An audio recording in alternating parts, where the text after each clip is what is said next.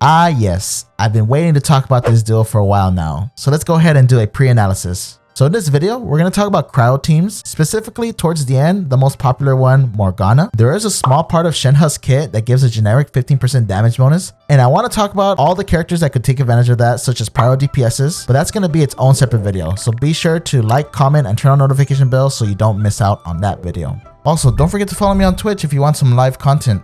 I'm so close to being partnered on Twitch, and I would love your support on that platform as well. And that is the place where I get to talk with my community, theorize, and just talk about all the waifus in Genshin Impact and see how we can try to make them good, or just talk about how overpowered they are. But anyways, let's just get straight into the video. Briefly, let's talk about both of these characters. Mona is used in freeze teams because she is a Hydro character. Her Omen buff is just too good, and normally the Omen buff would only last for 5 seconds, but what putting her on a freeze team allows you to do is extend her Omen for more than 5 seconds. Since Shenhe is a cryo unit, you are able to provide Mona that Omen extension. Now let's take a look at Shenhe's kit and what she buffs for cryo DPS teams. First of all, her passive talent Spirit Communion Seal gives a generic 15% damage bonus for elemental skills and elemental burst if you press it. But if you hold Shenhe's elemental skill, you get a 15% extra damage bonus for normal, charged, and plunging attacks. And on top of that, Shenhe will give all members of her party Icy Quill stacks, which increase your crowd damage output. And it's all based on Shenhe's attack. The only sad thing about this is that at C0, you are limited to about 5 or 7 stacks, depending on if you press or held her elemental skill. But if we throw in Shenhe's burst into the mix, one of her passive talents does give 15% crowd damage bonus to characters within her burst, and lowering cryo and physical resistance by 15%. So putting it all together, let's see how much we would boost up our cryo characters with just this duo alone. Potentially, we could get a total of 90% damage bonus, 15% cryo resistance shred, and on top of that, increased damage to cryo attacks based on Shenhe's attack, which I assume are additive values and not multiplicative, because that would be way too overpowered, even though Shenhe deserves to be overpowered. I mean, just look at her hips. Come on, people.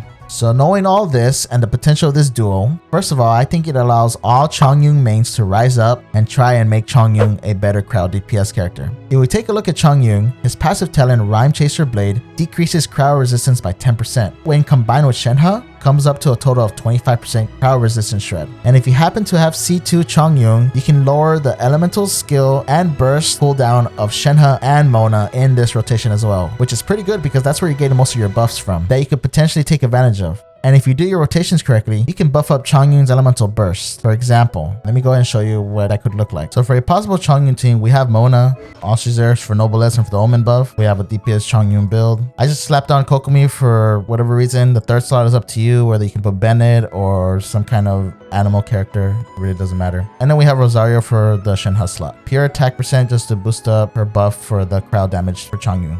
We start off with Chongyun's elemental skill. Then we do Shenhe's elemental burst so we can give 15% crowd damage bonus and lower the crowd resistance of the enemies within the field. Then we switch it to Mona, do her elemental skill, and then her elemental burst to start the Omen effect. By this time, Chongyun's elemental skill field will be gone, and then it's going to create that blade to decrease the elemental resistance of cryo for the enemies by 10%. And then we do Shenhe's elemental skill to increase the damage of our elemental burst and also provide the Icy Quill effects. And those 5 stacks of Icy Quill will be consumed whenever Chongyun does his elemental burst. And then that's how we finish the rotation. And if you want to enhance his normal attacks, then you can just adjust it for that. I'm just showing you a possible example of this team. So now if we take a look at Aloy, is this enough for her to be a good crowd DPS? Unfortunately, I think no, because the problems of Aloy being a crowd DPS are within her own kit, which the main issue is infusing her normal attacks with cryo. And we can only hope that Mihoyo decides to release constellations for Aloy in order to fix this problem. But I'm sure you can still try and use this support duo to enhance Aloy's elemental skill and burst, but then you are getting heavily into the waifu over meta territory, and that really just depends on what you want. I'm not going to cover the potential of Kaya and Rosario as crowd DPSs because they are better as crowd supports, and you will need Chongyun in that team, and I'm sure those two do have some kind of potential to be crowd DPSs. But if you want a showcase of that in the future, especially Rosario crowd DPS, then go ahead and like and comment down below to let me know, and I will make that video.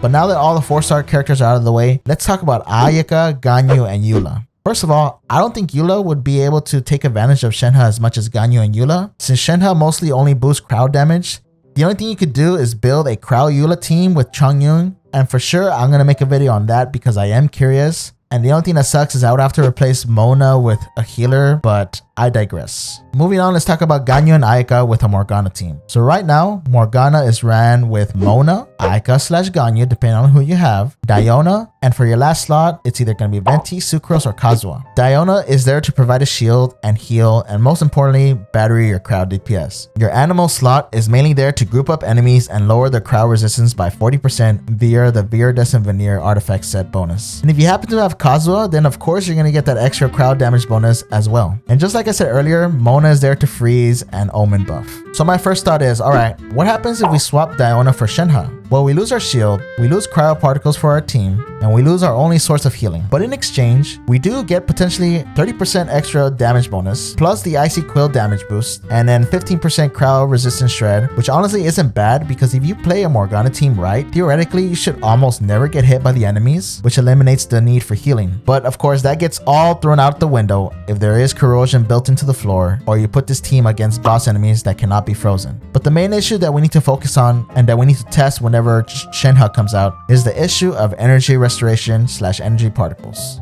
Going off of what we saw in the live stream, when Shenhe uses her elemental skill, she's either going to get 2 or 3 crowd particles depending if you pressed or held her skill. It is just slightly less particles than Diona, because if we take a look at Diona, normally she gives off either like 4 or 5 energy particles depending on how many enemies you hit. But the thing is, Diona has access to the sacrificial bow. And unfortunately, there's no sacrificial weapon for polearm users, which further hinders the ability of Shenhe to become some type of battery. But maybe if you add the Favonia's Lance to Shenhe, it could make up that deficit.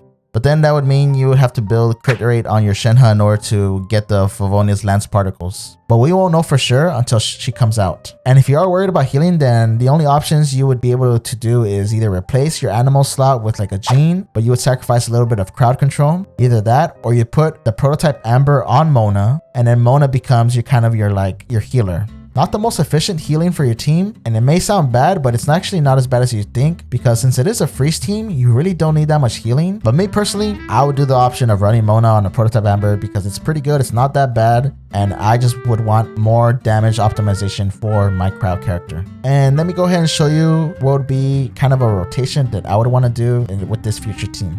So this might be my future Morgana team. We have Mona, still same thing with the Noblesse Oblige. Like I said, I would put the prototype Amber as our weapon to get a little bit of healing if I need it. Ayaka R1, Blizzard Strayer all the way, C0999. And then of course this would be Shenhe with her attack percent all the way to buff up Ayaka as much as possible. And then Kazuha as my animal support. We start off the rotation with Shenhe's Elemental Burst. That we're able to apply cryo and lower the crowd resistance by 15% and provide that 15% crowd damage bonus as well. Then we switch into Kazuha's elemental burst, and then we swirl with his elemental skill so we can lower the resistance by 40% more. And then we're also going to give damage bonus to our characters depending on his elemental mastery. Then we switch back into Shenhe, do her elemental skill, a press preferably because we want to buff our elemental skill and burst for Ayaka. The 10-second timer will start, and then we switch into Mona, do her elemental skill and her elemental burst. Noblesse would proc, which would give us that extra attack, and then we'll start the Omen timer for Mona's elemental burst. Then we switch into Ayaka, do her elemental skill, and lead it into an elemental burst that we're able to take advantage of some Icy Quill effects from Shenhe, and then everything's going to get destroyed, and hopefully we're able to rinse and repeat the process, because until Shenhe comes out, we won't know how reliable we're able to do this rotation non-stop.